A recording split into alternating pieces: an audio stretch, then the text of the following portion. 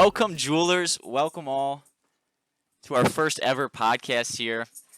I have Guildmaster Squanchy as well as Guildmaster Agentic State here with me. My name is Mega, and we are super excited to begin our podcast journey here in the DeFi Kingdom space. So I'm going to allow Squanchy to come off first for a brief little intro.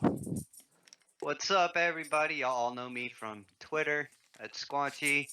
I'm a freaking DFK bull. Love it, love it. And Agentic State, how are you doing today? Doing well, can't complain. I'm a DFK bull as well.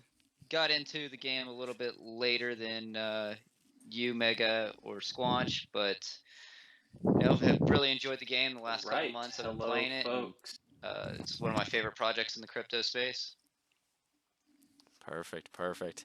Now, the main focus of our podcast here today, obviously with Perilous Journey around the corner here, we're going to be touching on that a majority of the time here. So, now just to open up the space here, it's going to be a pretty open format.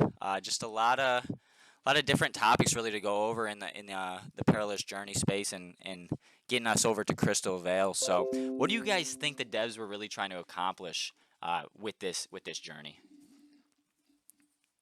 Well, I think they're trying to accomplish a lot of things.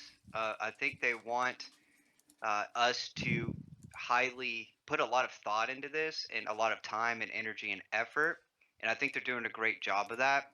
I also think what they're trying to accomplish here is a little bit of a hero burn. I think there are, like myself, some degenerate summoners out there, and I think we're a little bit hero heavy for how many total active players we have in the game. And I think the devs recognize that.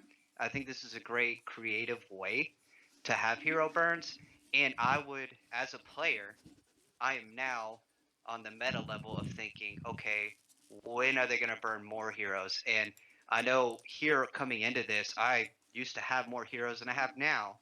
I sold a lot, but had I been more proactive in my thinking, I think I would have held on to a lot of those heroes that I sold. So now when I make decisions in the game and how I'm managing my heroes and my army of heroes, I'm definitely going to be considering that maybe hold on to a few because I might want to put them through another test journey where they can burn, die, and never come back. So definitely something I think we're going to see more of, especially if hero population outpaces the player population in growth. Without a doubt. Now, one thing I want to touch on there is the fact that you mentioned you got rid of a few heroes. And I know we had the one airdrop event where any hero after 100,000 summoned. I believe it was February 15th or so, the 14th or so. They ended the airdrop pool. So a lot of people were just dumping all their summoned heroes right after that point because they were already part of the airdrop. So a lot of 100,000 plus heroes were dumped then and there, and a lot of those heroes that like people don't really care about, like they were a bad summon. I feel like those were potentially some of the heroes they would send over just to give it a try. You know what I mean? See if they would get across because they weren't holding too much value to them. They were gonna sell them anyway. So yeah, definitely. Now, Agentic, did you have anything to touch on that? Yeah, I think Squanchy's hitting the nail on the head. I've scour the tavern just as any other player does quite often, and I've noticed that the hero prices is slowly dropping. Like today, this morning, the lowest floor price hero there was several priced at 36 jewel, with jewel being at a near low, with the market being very just as a whole being in a dip. So there's definitely hero inflation going on, with the price of heroes dropping, even why Jewel's at a near low. And I think it's a good strategy for the devs. And I think what we're going to see is you're going to see kind of a bimodal distribution, of how people are going to send heroes. I think you're going to have a lot of people, a lot of whales send their very rare, very high level, advanced elite class heroes over. that have a a high chance of making it into this 60% range, and then you're going to see other people that are don't want to risk their very strong rare heroes going across and getting burned, and they're just going to send like a horde of you know common basic heroes that have more around the 35 to 45% percent range of making it, and you're going to see a lot of heroes burn from both sides, the kind of the floor heroes and the elite heroes. Without a doubt. I'm gonna bring up a graphic here. Can you guys see my screen? You're on mute, Mega. Man. All right. I'm gonna bring up a graphic here. Can you guys see my screen? Yeah. Okay, perfect. We'll get into the rewards and the pros, the cons here. Now, obviously, a lot of the talk initially when it was coming out was, obviously the rewards to make it over are wonderful, but a lot of people were questioning whether it was worth it with lower end heroes, maybe lower probability heroes. They didn't know if the juice was worth the squeeze in that sense. So, give me one moment here. Here's the crystal rewards for making it over. So, can you guys still see this? Yep. Yep. Perfect, perfect. Okay, so like as you can tell, obviously, um, mythic heroes get a mad amount of jewel here. So I mean, if you have an exalted mythic, you're getting 1,200, and the floor of it with a basic common is just 18 here. Now, obviously, it goes up with level as well. But one thing I think that people are really interested in as well is the death rewards here, the runes here specifically. As well, you also have the attunement crystals, the atonement crystals, however you pronounce that. Hmm. Um, those are huge. Those are going to be absolutely huge as well. But the first site of Moksha runes will be able to be retrieved here if you fail to make it across the journey. So you have to be at least level 4 here, and you'll receive at least one. Once you get to level 8, you'll get 2 runes if they fail to make it. So what's your guys' thoughts on the rewards, pros, cons? I'll jump in real quick on the for the crystal airdrop you get for your heroes making it, um, because I thought this was interesting. They mentioned this in the event with Hubert. So how they got that crystal value for your heroes making it across is what they did was is they averaged the price of what those heroes were selling for in the tavern, and then they give you 50% of those rewards in crystal. So for example, if you had a common level 1 basic selling for an average of 40 jewel in the tavern, then they will reward you 20 crystal if it makes it across. So that is how they computed the crystal rewards for your heroes making it across. And I mean, it definitely makes it very tempting to send your best heroes across because the rewards are so much greater if you do send your best heroes. And I think that's what they're trying to do. I think they're trying to get some of these top tier heroes burned. And I think they're trying to get some of these, very floor heroes burned. So I Yep, think, that is what they're doing, and they will not be burning my mythic paladin. I don't think that the rewards are there. For me personally, I only have one mythic. Maybe if I had 4 or 5, I might send some over.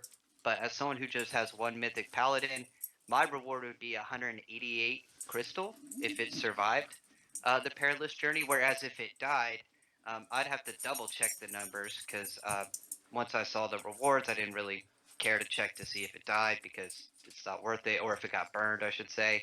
And I think it was like some attunement crystals or whatever, and 40 crystal, and I'm just like, or jewel. I think it was jewel they get if they get burned, and I was just like, nope, the risk to reward is not there for me with that particular hero. But I do think the dev team did a fantastic job of balancing this out big time. And I think like this is not supposed to be an easy no-brainer decision. And I think that a lot of people are going to have a lot of different approaches in what they value, but I'm with Agentic here, and I do think the dev team wants to burn heroes on both sides, both a lot of those mythic and high quality heroes, and they also want to burn the lower, uh, tier heroes where maybe their profession doesn't match, their common, their basic class, and I think that's what we're gonna see is the a success of that. I think it's gonna be successful, and I think there's going to be a good balance of heroes burned. I don't think people are just going to load up their crap heroes and send them. And I don't think that they're people will not send their mythics. I think not a lot of people are thinking like me, and a lot of the whales who have more mythics and rares and elite classes and exalted classes and those higher levels, they're probably going to send some over if they have uh, a plethora of them. So I don't think I speak for everybody when I say I'm not sending my mythic over, but that is the one thing I know I'm committed on my decision with the journey is that I'm not sending my mythic. All my other ones, my other 39 heroes, they're not safe. They might get on the ship to the journey, so they're Well, shaking in their boots. love it. They better be prepping, man. That's all I'm gonna say. Um, Yep, I got them working right now. Probably time to collect the miners right now, and they better come back with calluses. That's all I'm saying. love it, love it. Now, I'm looking. I got the survival chances up here now, so we'll touch on this briefly. Now, obviously, a base level common here is 35% chance. I believe if you add in a Gen Zero, does anyone remember the exact percent it gives you if you It's send them with a 2%, I want to two say. percent I'm boost? not 100% sure on that, but I think it's a 2% boost. Okay, so yeah, so I mean, you send it, and I believe we can send in batches of 6. You said. That's what I was hearing tossed around earlier. I'm not 100% sure on that. Okay. Yeah, I'm not confirmed on that, but Yeah. that's what I'm speculating. Right. So I mean, and then you're looking at like obviously an exalted mythic here, 83%. I mean, that's a level 1. I mean to send a dread, a mythic dread, and only have an 83% chance, like if you're sitting in a person like that shoes, I mean, that's a tough decision to make, you know. That's probably obviously your most valued hero, without a doubt.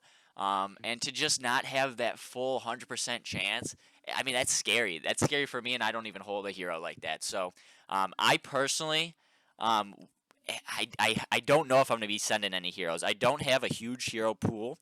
I only have 3 at the moment. I could buy a few others, but I just I just don't know if I want to. I don't know if the juice is worth the squeeze, like I said earlier. I mean, especially for a smaller end wallet. I'm not a whale by any means, um, but my heroes hold a lot of value to me, and I hold them dear and near to my heart because of that. So me personally, I don't know if I will be sending any, but I'm very interested to hear um, from someone like Squanch here, who does have a slightly bigger hero pool. What's your game plan? How many do you think you want to send? Is there any specific ones that you are already eyeing? Okay, yeah. So, oh man, first of all, I've been stressing about this decision. It's not easy. I'm currently at 40 heroes. I'm going to send 10. Okay. I have one mythic. We already said that one's off limits. I have a rare sage and a rare dragoon. Those are off limits as well. I don't think I'm going to send those. I'm leaning more towards no on those. The chances of survival on those are just a tick over 50%. So not really worth it to me. I'm not going to put my rare dragoon up to a coin flip. I think in the tavern right now, those could go for 350 jewel easily. And just for context here, we haven't said this, but today's date's February 27th, 2022. So when we're talking about the market and hero prices, that way the listeners have a date to tie it to. But I like I know I'm sending 10, and the reason I'm committing to sending to 10 is because I do want to be able to hopefully land a hero that makes it to all the different realms that open. right? And I know there's going to be badges and awards and maybe different quests you'll be capable of doing. And I don't want to miss out on those quests. So ain't I'm sending 10 and that's the decision I'm making. Now, when I'm going to make these decisions on what I'm going to send over, I think my primary focus is going to be okay, does this hero have match well with its profession? Is it currently valued today high in the tavern or not? If I was to list this hero, would it get snatched up quickly in the tavern? Those are ones I'm going to lean less towards sending. Um, my mining priest that I summoned because I got unlucky. Um, that one, I'm gonna probably send on the boat, right? So those are kind of how I'm looking at it. If it's a hero that is high demand and the profession aligns well with their stat boosts, probably and their class or their the hero, whatever like a knights are good at mining or whatever. I'll probably try to keep those, and then I'll let the ones that don't match.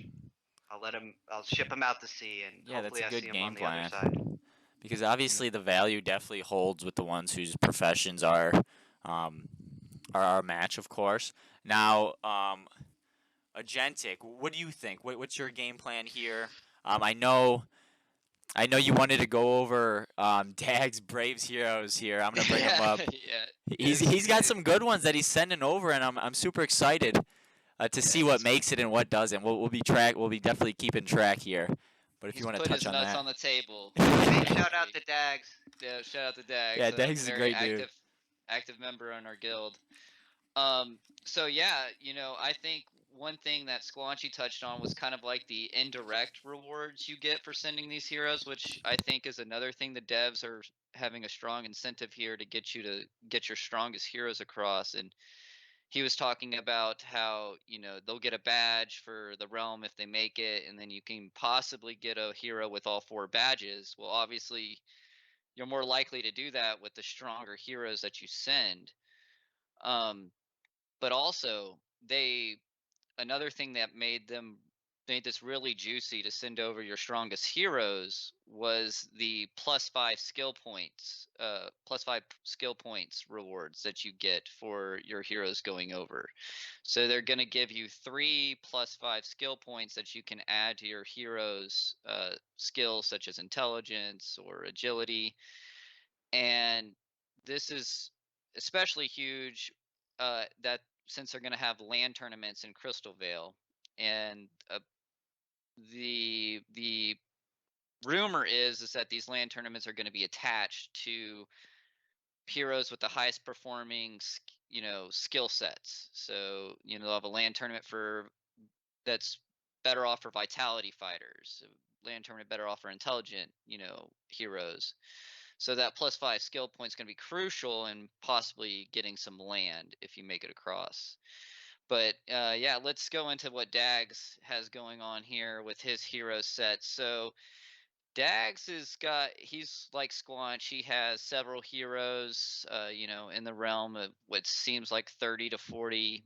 And he's one of these guys that's addicted to summoning, like Squanch. And he sent us a list of heroes he's thinking about sending. And just for the viewers that aren't able to see what's on screen, he's got a rare paladin that's a level 5, a legendary monk that's a level 1, uh, a uncommon ninja that's a level 5, a rare knight that's a level 5, legendary monk level 2, and legendary pirate level 1. Now, those are some very, very expensive heroes that he's going to be putting on on the journey. Given just, I'm not sitting here calculating the odds, but I'm going to say, with most of these are going to be just few ticks over 50% in odds of making it. Maybe his rare paladin has the highest chance here out of I all would these. agree. Without running any numbers, I think his highest percent chance of making it's probably around Yeah. 55%. We also have to consider he is sending over with the Gen Zero, so that's going to get a little help. Yep. Uh, and he and the lower end, probably like 38% chance of making it, maybe 42 on some of those level ones. That takes Yeah, balls, like Dags. That takes balls. But I And mean, they we're are gonna on this manifest table. all these heroes to make it across. PJ, man, all of these heroes better make it. Him sending the Gen Zero is awesome. Don't the Gen Zeros automatically make it because they don't want to Yes. burn any? right, Yes, Gen Zero's Okay, not definitely. burned. just wanted to confirm that. So, and I believe, of course, we mentioned briefly the 2% boost to whoever he sends with it will be. I mean, that's still 2%. I mean, when we're It's talking, huge. that's huge. It really is. With the way they calculate the odds, it's huge. That 2% does make a big Hmm. difference. Yeah, I'm really excited to see, and so it opens up the second, and it ends the seventh. So you have about 6 days there to decide what you want to send, and then I believe Squanchy, you mentioned it uh, we'll know if they make it the 16th. You said. Yes, so Agenic here. Yeah, it's the 16th. You'll know if they make it, and you can claim the rewards. And then the final day to claim rewards is the 21st of March. Can't wait. Can't wait. This is super exciting now. Let's see.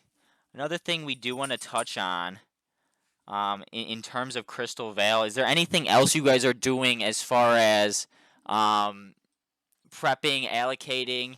Are you moving anything around? Are you already buying AVAX? Are you already buying Crystal on AVAX? Are you already buying Jewel on AVAX? What are you guys doing to prepare for Crystal Vale? And Janik, you want to go first? Yeah. Recently, I have thrown in, some money, injected some money into the kingdom here, and I did go pretty heavy on AVAX. I think that Crystal Vale will pump AVAX, and it will bring a lot more membership to to the kingdom, just because it's a bigger chain. It's got more of a brand name. People are more familiar putting their money on it, etc. So I went to the gardens and added to the AVAX jewel pool quite a bit. For sure, for sure. Is Now, is Crystal purchasable on AVAX? Is it already? Can you purchase excuse me. Crystal Yeah, yet? Crystal is not available to be Okay. purchased yet. I do Okay. want to clarify that. My bad. You can of course purchase AVAX, and you can of course bridge Jewel over there. I have a few sitting over there just waiting. Just so I knew how to do it. You know what I mean? I feel like that's half the battle is getting familiar with some of these bridges, or just getting familiar in the DeFi space, of course, and that's part of what we love to do here as the jewelers. We just want to educate. We want to bring this community together and inform people and show them this beautiful world that we love. You know what I mean? Me and Squanch have been in here for a while, and Agentic shortly after, and I've loved every minute I've been in the DFK community here. And our goal here is just to build the community, onboard as many new people as we possibly can, and obviously, I do believe that's the DeFi Kingdom's dev team's mission as well. You know what I mean? We want to broaden this out, and we got a ton of things in the works here that they're working on. Even just the individual mobile app that they potentially have in the works. Just advanced quests. You know what I mean? All that kind of stuff. We'll touch on that in a later episode. We did want to devote this just to PJ, but all that. I mean, we're super bullish here on DeFi Kingdoms, and I don't know how you can't be. But I do want to head back to PJ here, the Perilous Journey. What do you think this is going to do to the hero floor? Obviously, a lot of heroes are going to get burned. Um, what percent do you guys think will be burned out of the pool in total? I believe we got 140,000 roughly heroes um, currently in the kingdom. How many do you think of those are going to be burned? How many do you think in total will even be sent at all? Where's your guys' heads at on that? Real quick, Mega. Before we jump into that topic, I want to tell the jewelers and all the other listeners how I am preparing for Crystal Vale, because there's a lot of thought I put into this, and nothing's set in stone yet as far as what I'm doing. But I just kind of want to give some people my perspective on that. And really, how I'm preparing right now is it's this is simple. The Jewel Avax pool is going to have volume on DeFi Kingdoms, and I do see that one as far as like Jewel per tick. I'm not a farming expert by any means, but I do see that one paying out higher rewards than the Jewel One pool.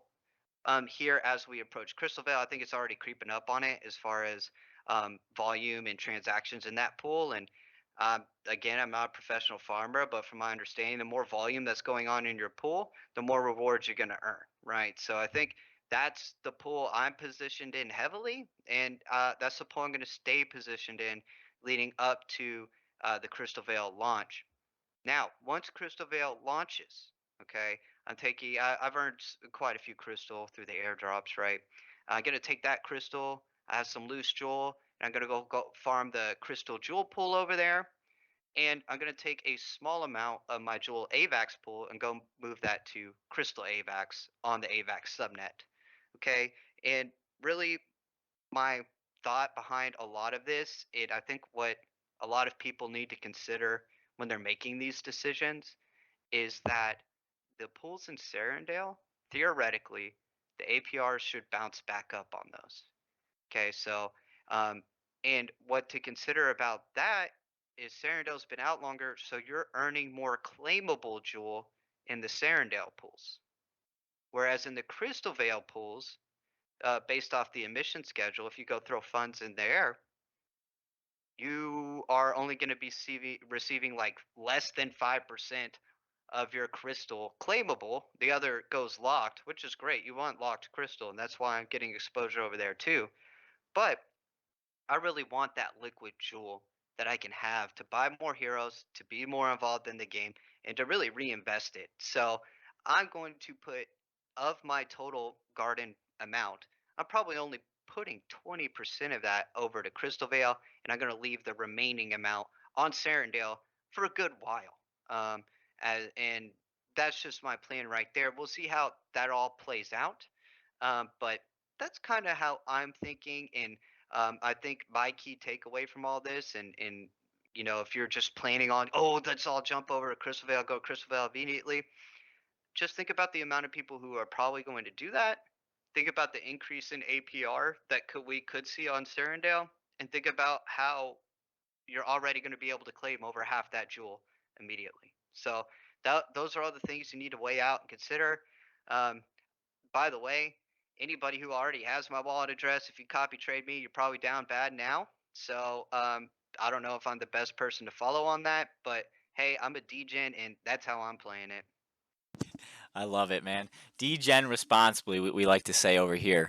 Now, that's a great game plan here. And another great point that I really didn't think of was the emissions because of course, yeah, Jules already almost at 50% here straight off the bat when you're harvesting, and of course they're gonna open up those crystal pools at 95% or so. So, that's another thing people really got to think about. Like, and there's nothing wrong with locked crystal either. Like, I love locked jewel, of course. And if you're bullish about the game, you're gonna love it as well because it's just hopefully future profit and over time as we see how crystal develops and everything over there develops, it's only going to get better hopefully as lock jewel has, you know what I mean? People were just buying it up by the bulk loads for cheap the last few months because of just in preparation, so um, but yeah, we'll shift slightly back to PJ here, the perilous journey. um, Definitely needed to get Squanchy's take there. I do apologize for jumping gun and moving a little fast, but No what do you worries, guys no think this worries. is gonna do to the floor? The burning of heroes. How many heroes do you think are gonna get burned?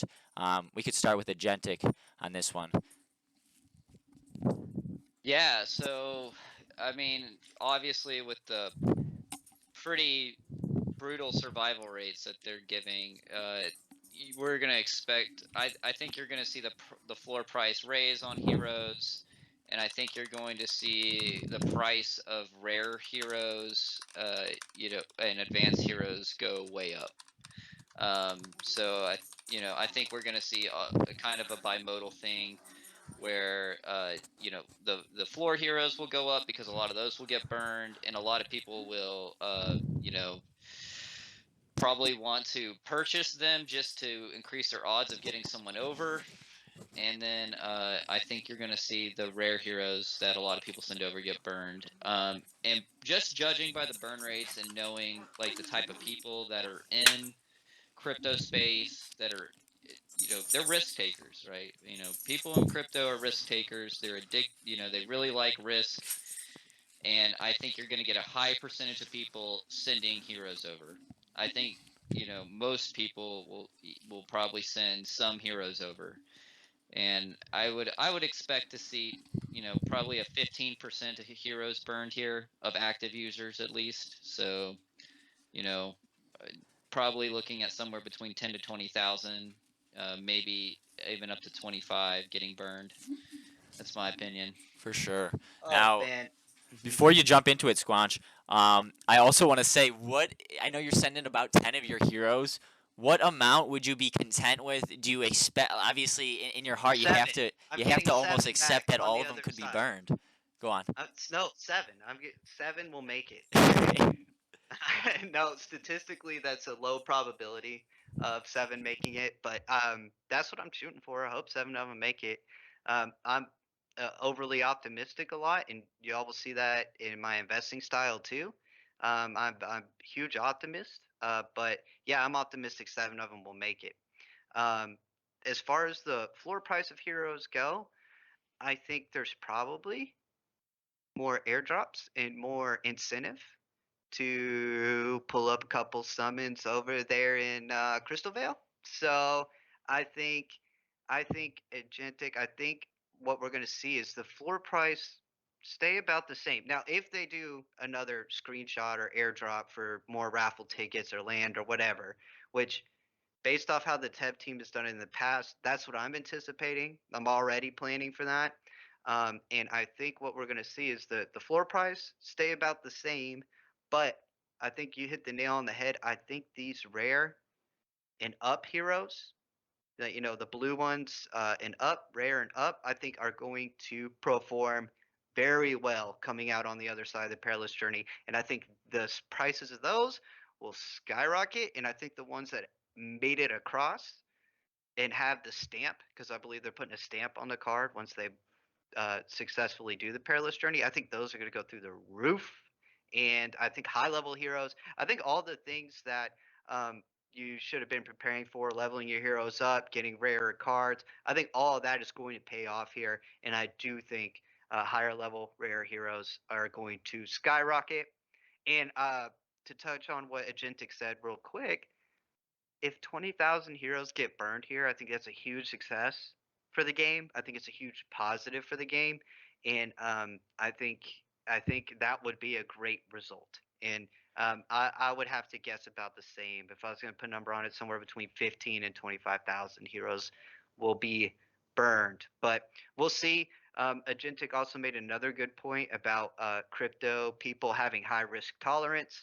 That's definitely true, and it's that we're definitely used to volatility and uh, losing money, maybe large amounts at a time, and gaining large amounts at a time. So I think with the high risk tolerance crowd that's in the game, uh, I think we are going to see a lot of heroes sent over.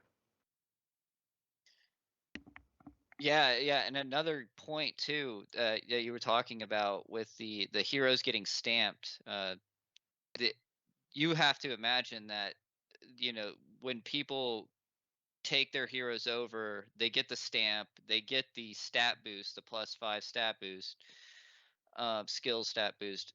They're people are going to be looking to possibly flip those heroes, and those heroes are going to come with a huge premium price tag on them, right? Like people are going to want to recoup some of their losses that they had on the perilous journey.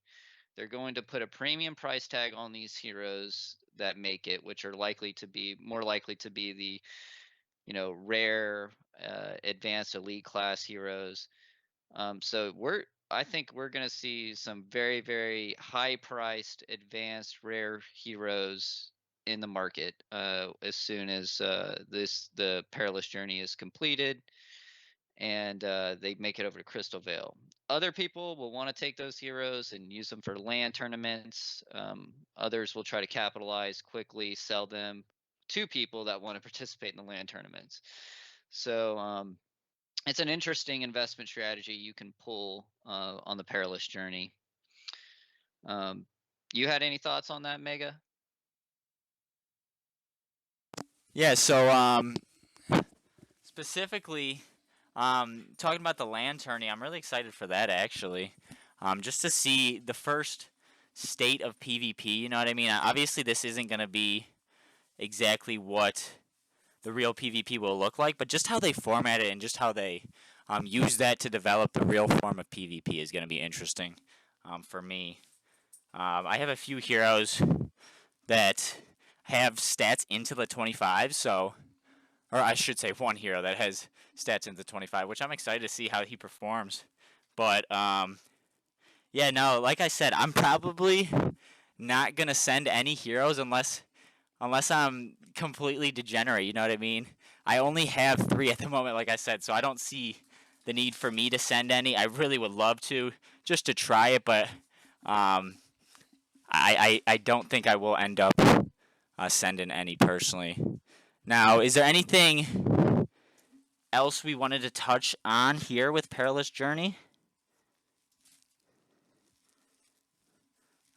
Ah, I kind of I think touched I on hit on everything. everything I wanted to hit on. Yeah, me as well. Everything I had jotted down here.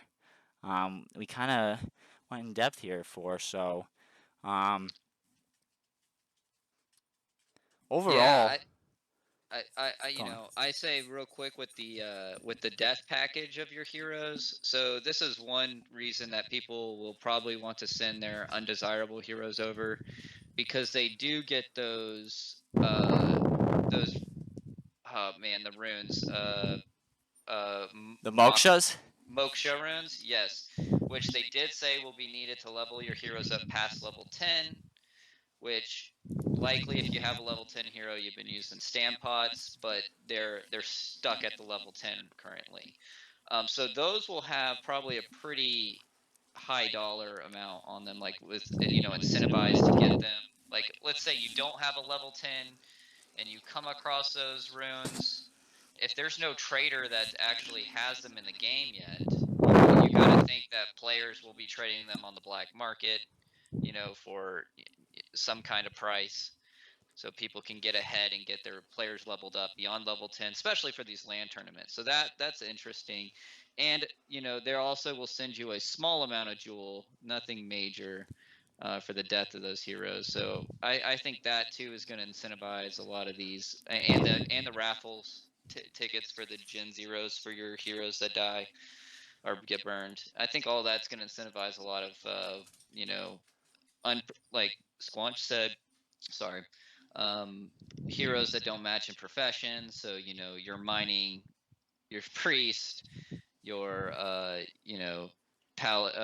your paladin that's a gardener, whatever. Like it's that type of stuff will probably incentivize people to send those type of heroes.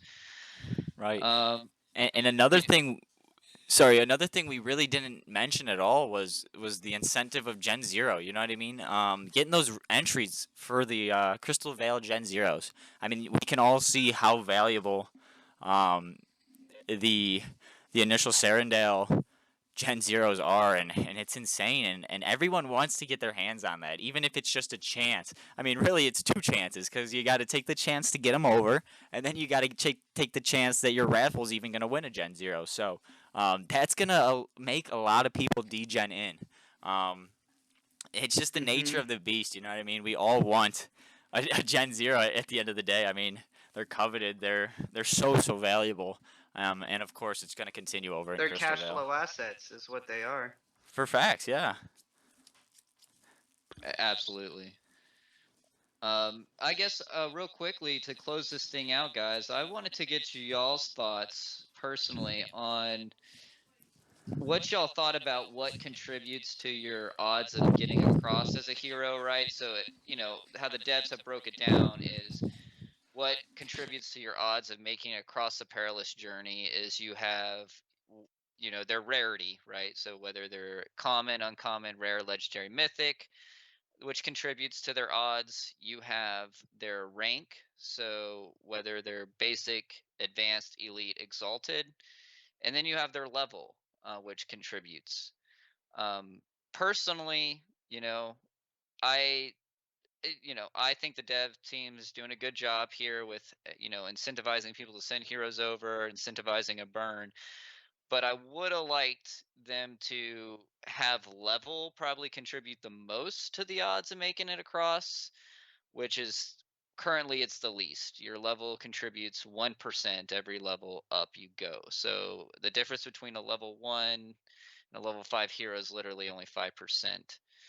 Um, and they and then rarity and their rank contributes evenly, which is significantly more. It contributes 4 percentages per hero rank, and then it contributes additional. It, it it it then goes up staggeredly, so it's I want to say 4% from basic to advanced, and then from advanced to elite it jumps 12%, and then from elite to exalted it's like over doubles, right? So anyway, I got a lot to say about that, and yeah, really, like, yeah, as someone who was here before the Wishing Well quest, shout out to everybody who knows the Wishing Well quest and who used to grind that Wishing Well quest, just for tears. But all the longtime players will know what I'm talking about. But that Wishing Well quest and all that, man, it's hard to not feel jaded that a level 5 hero only has 5% more chance of survival. We've been grinding our heroes. We've put hours into this game, time. Oh man, I've spent a lot of time playing DeFi. Even though there's only quests you can do, I've spent a lot of time playing this game and strategizing this game, and it does feel a little jaded or whatever. It's hard to not be salty. I'm salty. I wish my level fives would have a better chance. My level sixes that I'm about to have. Uh, Over there. I've never used stand pots or whatever, but um, man, it's hard to feel that way. But I think and it's easy for me to complain and be like, but I think it would have been nice, and I'm sure the devs have a reason for this, and uh, it would have been nice for them to care a little bit less about rarity of the card and more about the level of the hero. I would have, if they were going to balance it out, that would have been cool. I think that would have been a good happy medium because, a lot of people shopping for heroes, rare cards are more expensive, and because they don't have that extra capital, it might feel like they're getting penalized even though they've been grinding their common heroes up, right? So, uh, but overall, I think the devs did a great job with it, and I think the reason they didn't want to have level matter as much, I think it kind of speaks to the volume or the problem of hero inflation, and I think that they're acknowledging that first, and they want to fix the hero inflation, and that's why they didn't account level for it as much. I mean, that's what I think, and I have no proof or anything like that, but I've been playing the game. I got a feel for the tavern. I got a feel for the volume, and it feels slowing down. You can look at some on-chain data, and I think it's just kind of a testament to say, yeah, we have a hero inflation problem, and if everybody was able to send their level fives over risk free, that wouldn't fix the inflation problem Right. or lower risk. At the end of the day, they need some of these to be burned. They need a good majority of these to be burned for the overall economy. I know they said they have um, a lot of market expertise that they utilize to try to gauge rewards and of course now burning. So I think that's huge. Now, one thing here that I wanted to clarify: it is a 3% boost if you bring a Gen Zero, and it is 6 total. So the Gen Zero plus 5 other heroes, it'll be a 3% boost to all the other 5 heroes, which is, like we said, absolutely huge. I wonder how much Stampots had a factor into the leveling. Now I agree with both of you guys. I think leveling, the levels, and that should be the highest reward, the highest price percent. Excuse me. Should have went to the level, but I wonder how much Stampots takes an impact in that they didn't want people just buying their way over in a sense to Crystal Vale, you know. But stamp potting is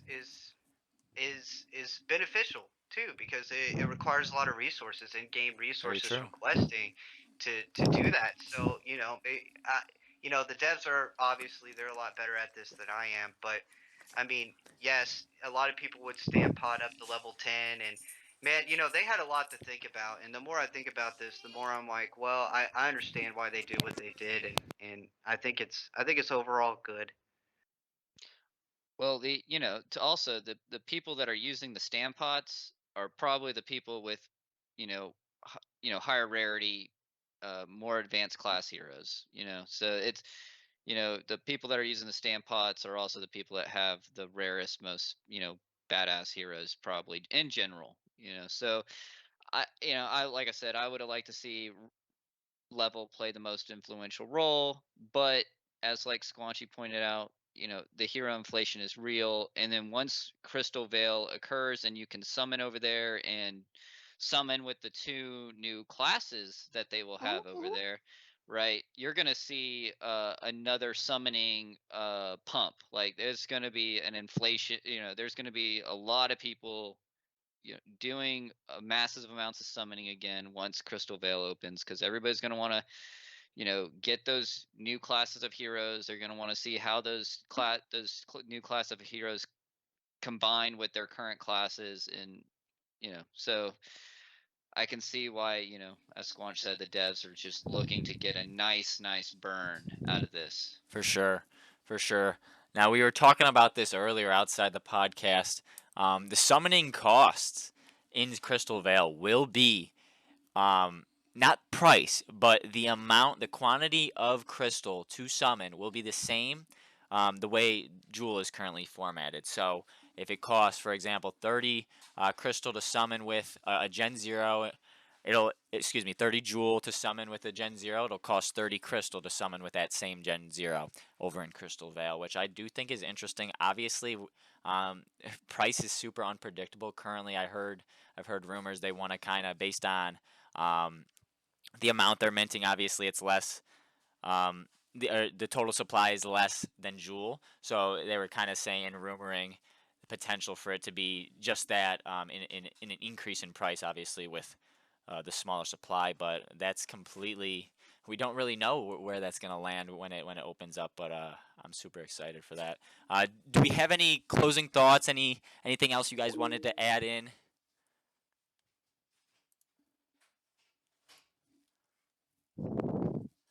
Well, no problem at all. It does look like it ended. Let's see if they're still in there.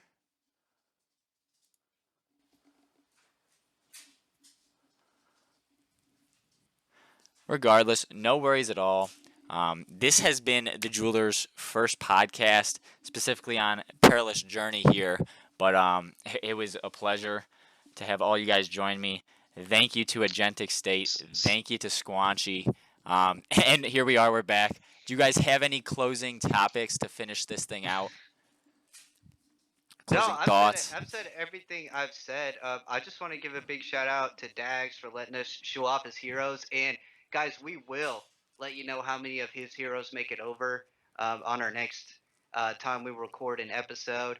So that'll be a lot of fun. I want to give a big shout out to everyone who interacts with me on Twitter. I love you guys, and I really enjoy being a part of this DFK community. Absolutely. Also, I want to mention that we will link our Discord down below the video. So anybody that's interested in seeing what our guild's about, and they want to hop in on the Discord, talk about DeFi Kingdoms, we'd love to have you in the Discord and in the guild. Um, and we have other plans for our guilds in the future that we'll talk about in other podcasts. And I love the community that our Discord brings. I hope y'all find it the same. and I'm super bullish on this project, and I'm so excited to hear what comes out in the next AMA. Most definitely. I want to say thank you, Agentic. Thank you, Squanchy. This has been amazing. Like they said, Discord will be down below. Twitters will be down below as well. And we have some amazing things coming in the guild. So I'm gonna give a little hint here. We are doing a giveaway strictly in the Discord here for a little bit of merch, some jewelers merch. So I'll talk more about that within the Discord itself. But for all those that did watch all the way through here, definitely keep an eye out for that, and we'll be talking about that a little bit more here in the future. But I do want to say, comment down below any ideas you have for names. We'd love to hear them. Like this video, of course. Subscribe to our channel. We'll be coming out with many more podcasts as more content comes into the DeFi Kingdoms space. So I want to thank every one of you guys for watching here today. My name's Mega. I have Squanchy and Agentic State joining me today, and we wish you guys the best in the kingdom. Goodbye. Come be a jeweler. Bye.